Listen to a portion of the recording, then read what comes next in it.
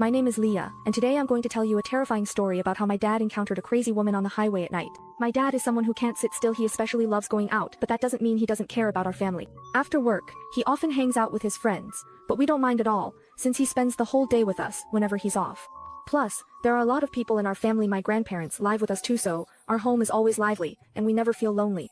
Back to the story. Once, my dad had a friend who lived really far away. That friend had gone back to his hometown to visit family and had been gone for almost a year. As soon as he returned, my dad couldn't stop thinking about going to visit him. He discussed with my mom whether he could go out for a bit. At first, my mom was a little hesitant, but since my dad often does things like this, she eventually nodded and agreed. As it was getting close to midnight, my dad thought it was time to head home, but his friend kept urging him to stay a little longer. My father couldn't refuse the kindness, so he agreed. It wasn't until 1 a.m. that my dad finally set out for home. On the way back, he had to pass a highway that was almost deserted. There were no sidewalks, no shops or houses on either side, just a straight road, with vast, empty lots on both sides. My dad was driving his car, traveling along with a few other vehicles. Suddenly, he noticed a girl in a dress by the roadside frantically waving her hand, as if she were trying to hail a cab.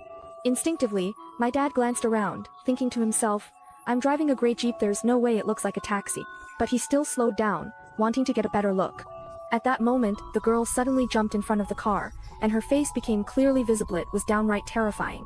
Her eyes were so bloodshot they looked like they were about to bleed. Her mouth was wide open, revealing decaying teeth inside. She gave off a foul odor, as if she hadn't bathed in weeks. Her face was covered in blood, and she was gripping a sharp knife tightly in her hand. Before my dad could even react, the girl had already jumped onto the car. She was frantically pounding on the car window while letting out hysterical screams, the sound piercingly shrill in the stillness of the night. My dad was scared out of his wits and slammed on the gas, the car speeding away like an arrow released from a bow. Later, I saw on the news that a madwoman who had escaped from a psychiatric hospital was harassing people on the highway. It was said that she had already killed 2 people.